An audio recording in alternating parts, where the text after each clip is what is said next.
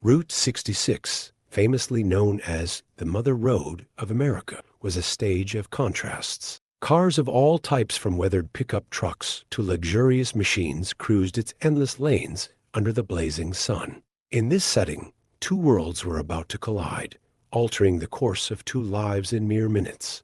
Officer Mark Donnelly sat in his patrol car, watching the traffic with sharp eyes trained to spot anomalies. A 40-year-old man with a steady career, his record was tainted by quiet allegations of racial profiling and abuse of authority. While these claims had never resulted in formal charges, the whispers behind the scenes were loud enough. Donnelly knew how to manipulate the system in his favor. On the other hand, Vanessa Carter, a 27-year-old black entrepreneur, was a rising star. Born in Chicago, she had worked tirelessly to achieve everything she had. Her bright yellow Lamborghini Huracan wasn't just a symbol of success. It was a testament to her resilience in a world that often placed barriers in her path. That day, Vanessa was driving to a meeting in Santa Fe, completely unaware of what lay ahead. Her only concern was keeping her eyes on the road while vibing to her carefully curated hip-hop playlist. The roar of her car's engine turned heads wherever she went, but for her, it was just music to her ears. Suddenly, red and blue lights flashed in her rearview mirror. Vanessa frowned, puzzled. She knew she wasn't speeding. Calmly, she pulled over onto the shoulder as Donnelly parked his cruiser behind her. Stepping out of his vehicle, Donnelly adjusted his belt and walked with purpose. His gaze swept over the Lamborghini as if it didn't belong. To him, the sight of a young black woman in a luxury car was enough to spark suspicion. "License and registration," he demanded curtly. Vanessa studied him, trying to gauge the situation. Something about his tone suggested this wasn't going to be routine. Without hesitation, she handed over her documents, keeping her composure. "This your car?" Donnelly asked, narrowing his eyes. "Yes, sir. It's in my name," Vanessa replied firmly. He examined the papers, but his body language made it clear that wasn't enough. "Step out of the vehicle, please." "I need to run an inspection." Vanessa hesitated. "Is there a problem, officer? Did I do something wrong?" "Step out of the car," he repeated, his voice hardening. Feeling the tension mount, Vanessa complied, stepping out carefully. Donnelly began circling the vehicle, scrutinizing every detail. For him, this wasn't just a routine stop. It was an opportunity to exert authority he believed was his right. When Donnelly asked her to open the trunk, Vanessa questioned him. "Officer, may I ask why? My documents are in order." He stopped and leaned in close, his tone laced with intimidation. "Are you challenging me?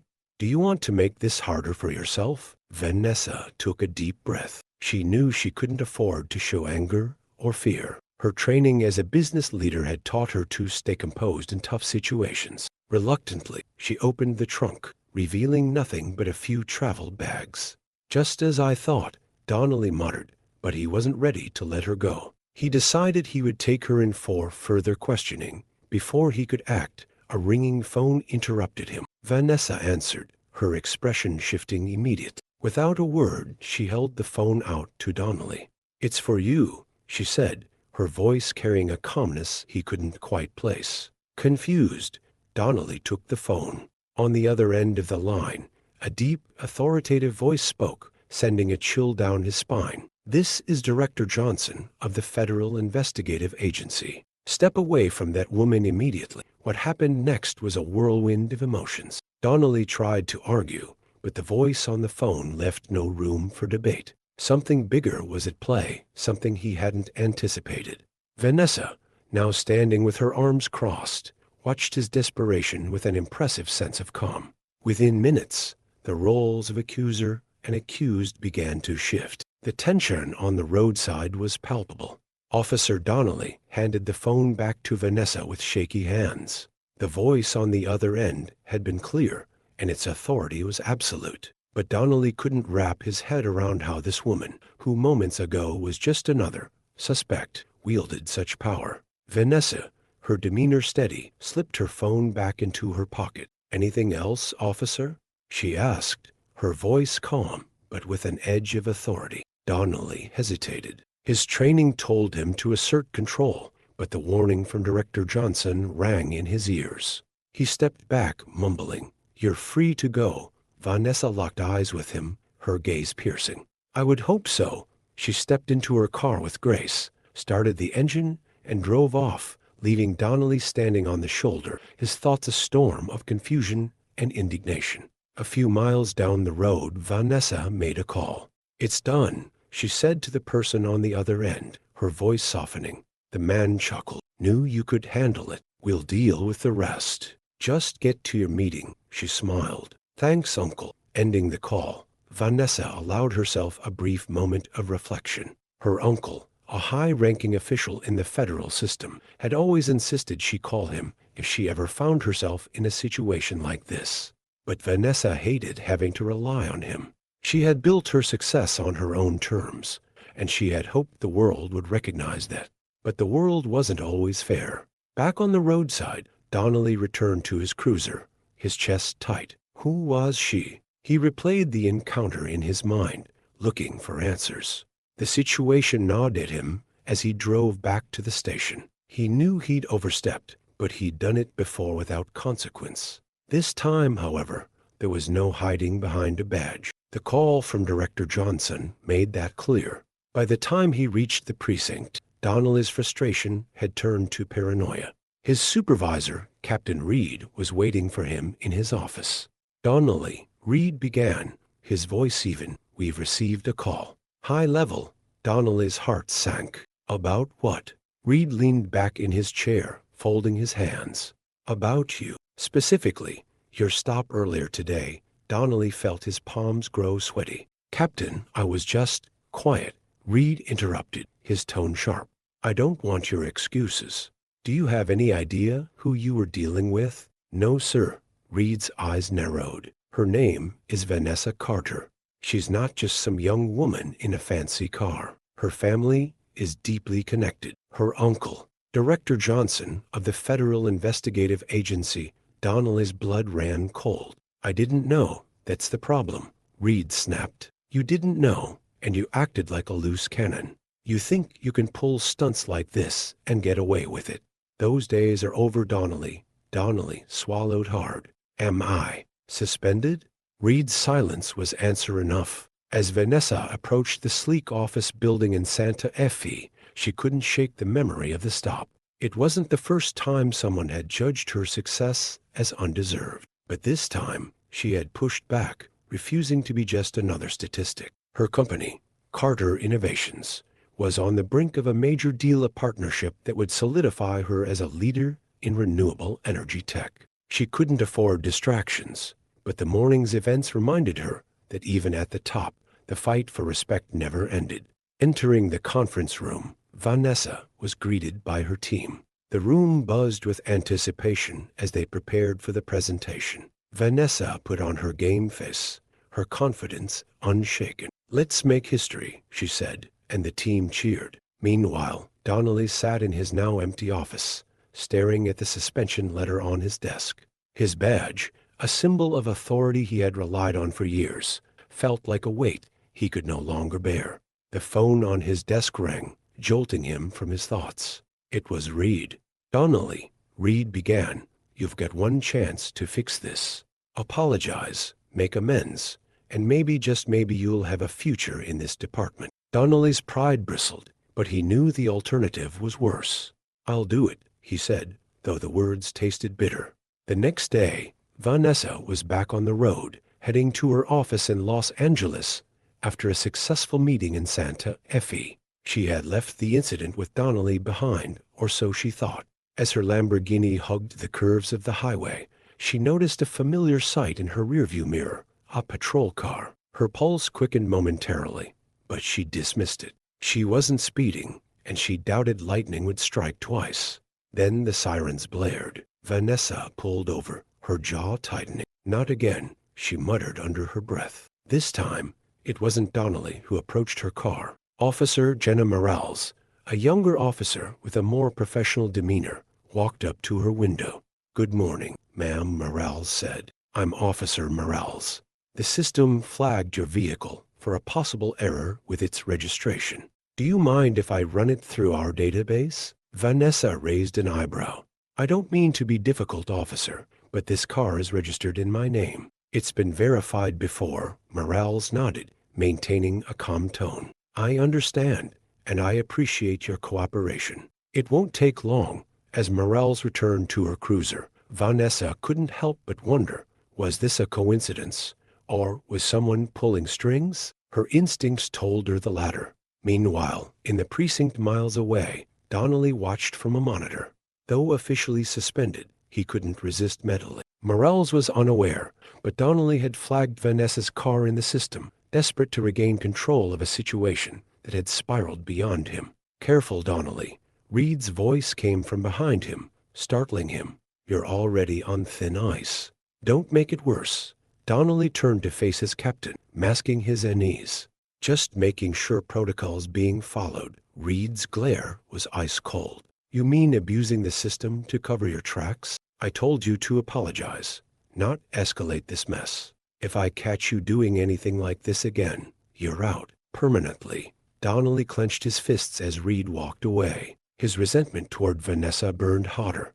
To him, she represented everything that was wrong with the world, people with power he couldn't touch. After Officer Morales returned, apologizing for the inconvenience and confirming everything was in order, Vanessa resumed her journey. But her mind raced. She didn't believe in coincidences, especially not after the incident with Donnelly. That evening, she sat at her desk, staring at her laptop. Her contact list was filled with powerful allies, but she hesitated to call anyone. She had fought too hard to stand on her own and didn't want to lean on her uncle again. Instead, Vanessa did what she did best: research. She pulled up records, diving deep into databases her company had access to, and within an hour, she had a clearer picture. Donnelly wasn't just a rogue cop. He had a history of targeting minorities and bending the law to his advantage. Her hands shook as she read through testimonies buried in old complaints, none of which had led to disciplinary action. She felt a surge of anger, but also a sense of duty. This ends now, she murmured. The next morning, Donnelly's phone buzzed. It was an email from an anonymous address. The subject line read, "Your turn to answer." Confused, he opened it and found a detailed report of his past infractions. Every complaint, every case swept under the rug, was laid bare. Attached was a single sentence: "The truth always comes out." Donnelly's stomach dropped. He knew what this meant. Someone was coming for him, and this time, he wouldn't be able to hide behind his badge. He immediately called Reed, his voice frantic. "Captain, I need to talk to you." Reed's response was clipped. "Whatever it is, it'll have to wait. Internal Affairs is here." And Donnelly, "I suggest you get a lawyer." Meanwhile, Vanessa sat in her office, sipping her coffee. She wasn't the one who leaked the documents, but she knew exactly who had. Her uncle had called the night before, furious but impressed. "You've stirred up a hornet's nest, Vanessa," he'd said. "It's not enough to expose him," Vanessa had replied. "It's time for real accountability. How do we make sure this doesn't happen again?" Her uncle promised to push for broader reforms, starting with Donnelly's precinct. But Vanessa wanted more. She wanted a public reckoning, something that would shake the system to its core. The fallout from Donnelly's exposed misconduct sent shockwaves through the department. Internal Affairs began combing through not only his records, but also those of other officers who had collaborated with or covered for him. It wasn't just Donnelly's career at stake anymore, it was the entire precinct. At home, Donnelly sat at his kitchen table, staring blankly at his now deactivated badge. His wife, Sarah, paced the living room, her anger barely contained. "You said this would blow over," she snapped. "You promised me they'd never touch you." "I didn't know someone like her had those kinds of connections," Donnelly muttered. Sarah stopped pacing, her eyes narrowing. "It's not just her. This is years of your garbage catching up to you." Donnelly's jaw tightened. "You don't understand." "I understand perfectly." She cut him off. "You pushed too far, and now we're all paying the price. Do you think the kids won't hear about this at school? Do you think I can just show up at work like nothing's happened?" Her words hit Donnelly harder than he expected. For years, he had justified his actions as necessary, a means to keep order. Now, faced with the consequences, he felt the ground crumbling beneath him. While Donnelly's world unraveled, Vanessa's circle rallied behind her. Her best friend and confidant, Mia, a journalist for a prominent digital outlet, had been instrumental in leaking Donnelly's file. "You know this is going to get messy," Mia said as they sat in Vanessa's office, the city lights twinkling outside the window. "Messy is the only way things change," Vanessa replied, her tone resolute. Mia smirked. "I love it when you get all righteous. But seriously, have you thought about what happens next? This isn't just about Donnelly anymore. People are going to come after you, his supporters, his network." Vanessa leaned back in her chair, her expression thoughtful. "Let them. I've spent my whole life dealing with people who think I don't belong in their world. I'm not afraid of them." Still, Mia's words lingered. Vanessa wasn't naive. She knew there would be pushback, and she would need more than just her personal strength to weather it. Back at the precinct, Captain Reed faced his own moral reckoning. For years, he had turned a blind eye to officers like Donnelly, excusing their behavior in the name of maintaining departmental harmony. Now, with internal affairs breathing down his neck, Reed was forced to confront the culture he had allowed to fester. Reed called an emergency meeting with the department's leadership. "We have two choices," he said, his voice steady but firm. "We can dig in our heels and pretend this is just a blip, or we can clean house. If we don't, this entire department is going down, and I guarantee you no one's walking away clean." Some officers bristled at the idea of change, but others, particularly the younger recruits, nodded in agreement. The pressure was mounting, and Reed knew that transparency was their only chance at survival.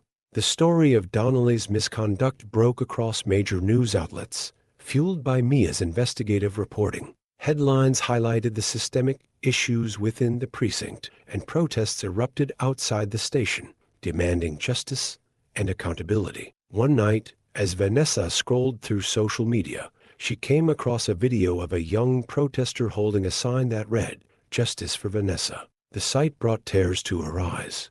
"I didn't ask for this," she whispered.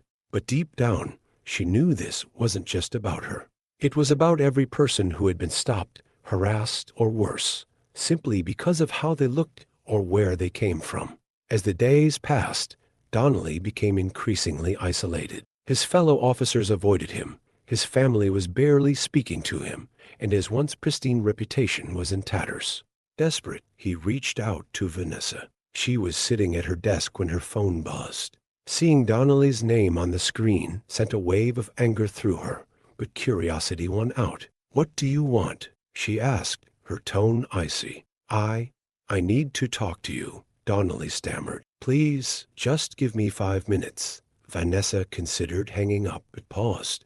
"You have 2 minutes. Talk," Donnelly exhaled shakily. "I'm sorry. I know that doesn't fix anything, but I need you to know that. I've lost everything, and maybe I deserve it, but—" His voice cracked. "My family doesn't. My kids don't." Vanessa was silent for a long moment. Finally, she said, "It's for every person you've wronged. Isn't for me. Every life you've disrupted. Fix that, if you can. And stop hiding behind your family. They didn't make your choices." Before he could respond, she hung up. The fallout from Donnelly's exposure reached a crescendo when Internal Affairs released a preliminary report implicating not just him, but several others in a pattern of systemic abuse. The public outrage swelled, with media coverage intensifying and community leaders demanding sweeping reforms. For Vanessa, the moment was bittersweet. She had become the face of the movement almost unintentionally, and while she appreciated the attention her case had brought to the issue, she also felt the weight of being thrust into the spotlight. One morning, as she prepared to leave for a panel discussion on police reform, her phone buzzed with a call from her uncle. "Vanessa," he began, his tone serious, "there's something you need to know." "Donnelly, he's asked for a meeting." Vanessa froze. "Why would I agree to that?" "He says it's important. He claims to have information that could help your cause.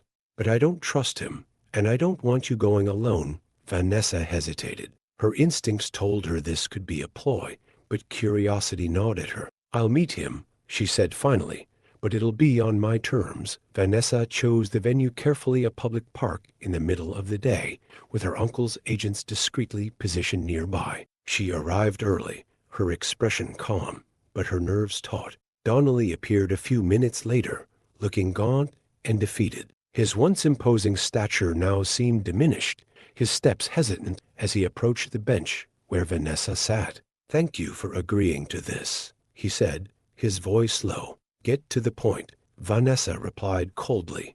Donnelly sat down, keeping a careful distance. "I've been thinking about what you said, that my apology isn't for you, but for the people I've hurt. You're right, and I want to make it right, but I can't do it alone." Vanessa raised an eyebrow. "What do you want from me?" He reached into his jacket and pulled out a USB drive, placing it on the bench between them. "This has everything. Records, communications, names. It's a trail of who enabled me, who encouraged it, who covered it up. It goes all the way to the top." Vanessa stared at the drive, her mind racing. "Why now?" Donnelly looked at her, his expression haunted.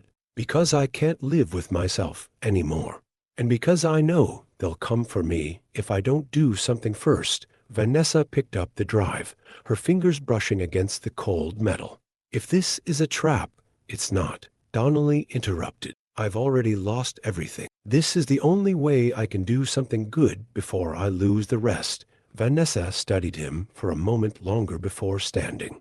"We'll see." Without another word, she walked away, leaving Donnelly alone on the bench. Back at her office, Vanessa handed the drive to Mia, who quickly got to work analyzing its contents. What they found was staggering: decades of corruption, implicating high-ranking officers, politicians, and even members of the judicial system. "This could bring down an entire network," Mia said, her voice trembling with a mix of excitement and fear. Vanessa nodded. "And it will. But we need to be smart about this." They coordinated with trusted allies, including her uncle and independent journalists, to ensure the information would be released safely and strategically. Meanwhile, Donnelly prepared for the storm he knew was coming. His cooperation with Vanessa wasn't just an act of repentance. It was also a desperate bid for protection. He knew the people he had exposed wouldn't hesitate to silence him. One evening, as he sat in his darkened home,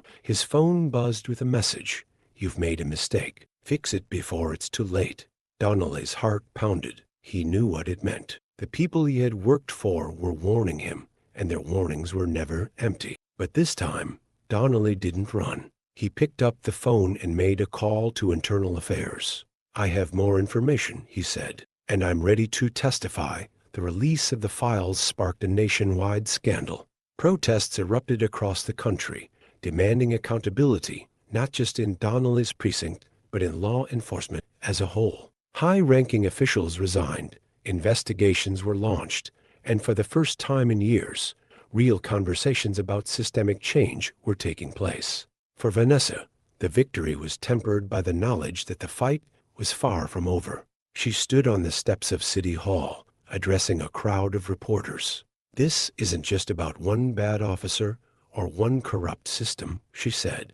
"It's about a culture that allows these things to happen and turns a blind eye to the people it hurts. Change doesn't come easy, but it starts with accountability." As the crowd erupted in applause, Vanessa felt a glimmer of hope. The fallout from the data leak was swift and relentless. News outlets ran round-the-clock coverage, with Vanessa Carter emerging as both a symbol of resilience and an unwitting face of accountability. Across the nation, rallies demanding reform gained momentum, and the leaked evidence led to arrests and resignations at unprecedented levels. For Vanessa, the consequences were more personal. While she had hoped her actions would provoke change, she hadn't anticipated the intense scrutiny that followed. Protesters and supporters camped outside her office and home, while detractors filled her inbox and social media with threats and vitriol. One evening, Mia arrived at Vanessa's home, carrying a pizza and a bottle of wine. "Thought you could use some company," she said, plopping down on Vanessa's couch. Vanessa managed a tired smile. "You mean thought I needed someone to remind me not to check Twitter?" "Exactly," Mia replied, popping the cork on the wine. "Seriously though, how are you holding up?"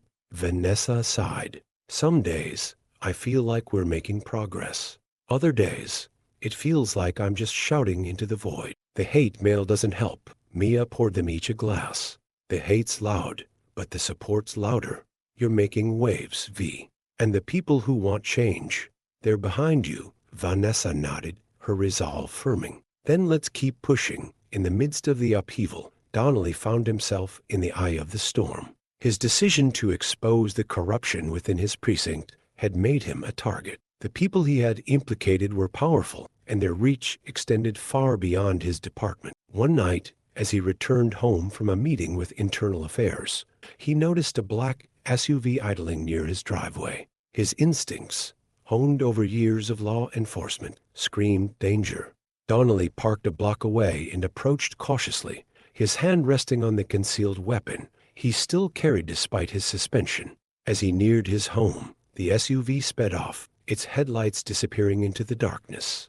Inside, he found a bullet casing placed neatly on his kitchen counter. It was a message, a reminder that his life was now in constant jeopardy. But instead of retreating, Donnelly leaned into his fear. He contacted Internal Affairs again, providing even more details about the web of corruption he had been part of. If they're coming for me, he told them, I'm taking as many of them down with me as I can. The revelations sparked not only outrage, but also action. States began passing legislation aimed at increasing police accountability, and some departments voluntarily implemented reforms to rebuild public trust. In the midst of the chaos, Captain Reed announced his retirement, a move widely seen as an acknowledgement of his role in enabling the culture that had festered under his watch.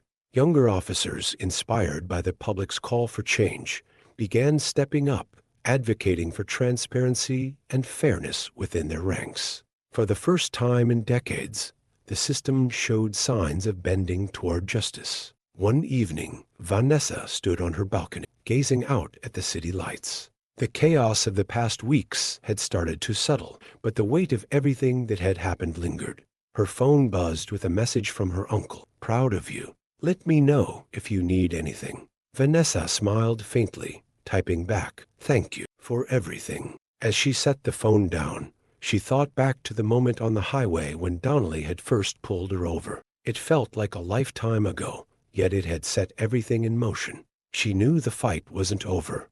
The progress they'd made was only the beginning, but for the first time in a long time, Vanessa felt hopeful about the future. Donnelly's testimony proved instrumental in dismantling the corrupt network he had once served. Though his actions didn't absolve him of his past, they marked a turning point in his life. Living under a new identity provided by a federal witness protection program, Donnelly spent his days volunteering at a community center in a small town far from the city where his career had unraveled. One afternoon, as he cleaned up after a youth basketball game, a teenager approached him. Hey, coach, the boy said, holding out a flyer. Is this true? You used to be a cop? Donnelly froze. The flyer was from a protest in his old city, with his name listed among those who had confessed to systemic abuses. For a moment, shame flooded him, but he steadied himself. Yeah, he admitted. But I'm trying to be better now. The boy nodded slowly. Cool. See you tomorrow? Yeah, Donnelly said softly. See you tomorrow. Weeks after the public release of the files, Vanessa's life had settled into a rhythm of calculated chaos. Every day brought new opportunities and challenges, from speaking engagements on systemic reform to navigating her growing role as a leader in the movement for justice. But as the public's focus shifted to legislative battles, Vanessa's thoughts turned to the unfinished business that still haunted her, the lingering threats against her and the people around her. One evening, during a strategy session at her office, Vanessa and Mia pored over their plans to ensure the momentum for reform didn't fizzle out. We've exposed the corruption, Mia said, tapping a map of precincts across the country marked with red pins, but there are still holdouts. Departments resisting reform, cases like Donnelly's that haven't come to light yet. We can't stop here, Vanessa nodded. Her jaw set. We won't, but we need to be careful. Donnelly wasn't wrong. These people won't go down without a fight. We've rattled the cage, and now they're watching us, Mia raised an eyebrow. Do you think they'd actually come for you? They already have, Vanessa replied, recounting the subtle but unnerving signs of intimidation she'd noticed: unmarked cars parked outside her home, anonymous letters slipped under her door, veiled threats on social media. Mia's expression darkened. Then we need to get ahead of them. In a surprising turn, Vanessa received a message from Captain Reed, who had recently stepped down from his post. The email was brief but intriguing. I have information you'll want to see. Can we meet? Vanessa debated the offer for days. Reed had been complicit in the culture that allowed Donnelly to thrive, but if he was reaching out now, it could mean he had something valuable. Against Mia's advice, Vanessa agreed to the meeting, this time in the safety of her uncle's office at the Federal Building. Reed arrived looking haggard, the weight of his decisions etched into his face. Miss Carter, he began, his voice hesitant. Thank you for agreeing to see me. Let's skip the pleasantries, Vanessa said curtly. What do you have for me? Reed placed a thick file on the table. This is everything I've collected over the years.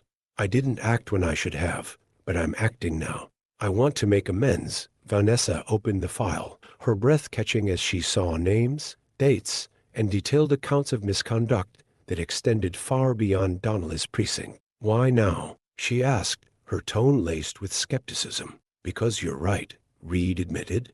This culture has to change, and I helped build it. If I can help dismantle it, maybe I can start to make up for what I've done. Vanessa studied him, searching for signs of insincerity, but found none. Finally, she said, if this information is legitimate, it could change everything. But you need to know this doesn't erase your part in it. Reed nodded. I'm not looking for absolution, just a chance to do something right.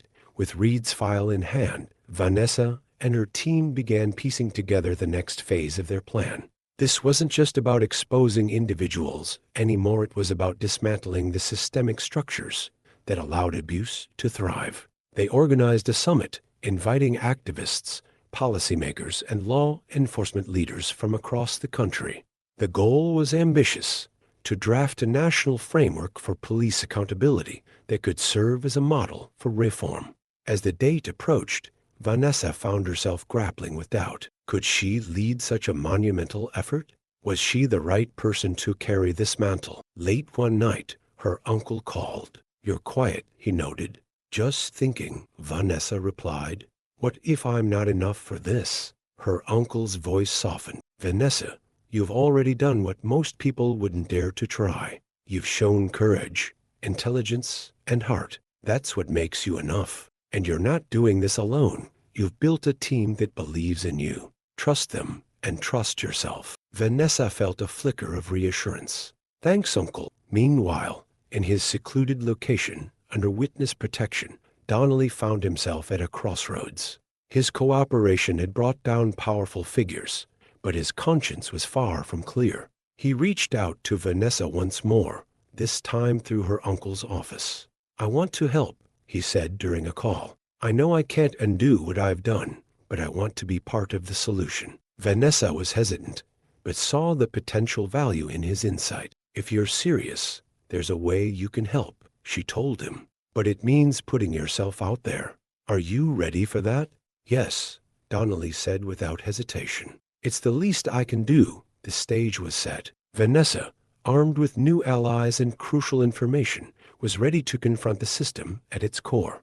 But as the summit approached, so did the threats against her and her team. The stakes had never been higher, and the line between progress and retaliation had never been thinner. The summit was held in a towering convention center in Washington, D.C., its halls filled with policymakers, activists, and law enforcement leaders. The air was charged with both hope and tension. Vanessa Carter stood at the center of it all, prepared to present a sweeping plan for systemic reform. Outside the convention center, protesters gathered in droves, chanting slogans for change. But among the peaceful crowd, hidden threats lurked: those who saw the summit as a direct attack on their power. Inside, the panel discussions were underway. Vanessa's team worked tirelessly to ensure the summit's success, with Mia coordinating media coverage and federal agents monitoring security. Vanessa herself was moments away from delivering the keynote address that would unveil the reform framework. Backstage, she adjusted the microphone clipped to her lapel. Her uncle approached, his expression both proud and serious. "Everything's set," he said, "but stay sharp. We've received credible threats." Vanessa nodded. "I've come too far to let fear stop me now." As she stepped onto the stage, the room fell silent. Hundreds of eyes were on her, and the weight of the moment pressed down on her shoulders. Vanessa began, her voice steady and clear. "We're here today because we've seen what happens when systems meant to protect us are allowed to operate without accountability. We're here because we believe in something better, a justice system that truly serves and protects all people, not just some." She outlined the proposed reforms: mandatory body cameras, independent oversight boards, community policing initiatives, and harsher penalties for officers found guilty of misconduct. The crowd reacted with murmurs of approval, but Vanessa knew this was only the beginning. "This framework is not perfect," she said, meeting the gaze of the audience. "But it's a start. And a start is what we need, because the alternative is unacceptable." The room erupted in applause. Vanessa felt a surge of relief, but it was short-lived. As Vanessa stepped off the stage, a commotion erupted near the main entrance. Shouts turned to screams as a masked figure pushed through the crowd, brandishing a firearm. Security reacted instantly, rushing to shield the attendees, but the assailant had a singular focus: Vanessa. Before she could react, her uncle pulled her behind a row of tables, his body shielding hers. Gunshots rang out, echoing through the hall.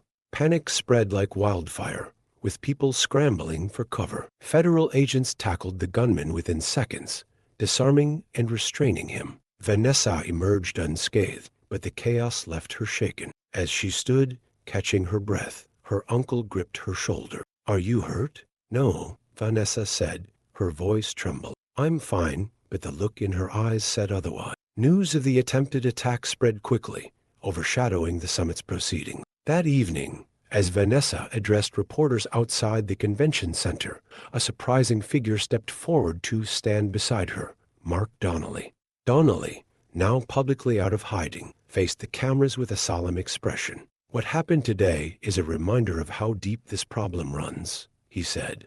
"I was once part of the system that allowed this violence to thrive. I'm here now to say that it's time for change. And I'm prepared to stand with Miss Carter and everyone fighting for justice." The statement sent shockwaves through the media. Vanessa, though surprised, seized the moment. "This movement isn't just about exposing wrongs," she said. "It's about creating space for redemption and change. And that's what we're doing here today." The attack only strengthened the movement's resolve. Donations poured in to support police reform initiatives, and lawmakers who had been hesitant began to throw their weight behind the proposed framework. Vanessa's near-death experience became a rallying cry for the cause. She stood firm, refusing to let fear dictate her actions. "They tried to silence us," she said in a televised interview, "but we're louder than ever." Meanwhile, Donnelly's public stand earned him both praise and condemnation. While some saw him as a symbol of accountability, others branded him a traitor. Yet he remained steadfast, determined to use his voice to undo the harm he had caused.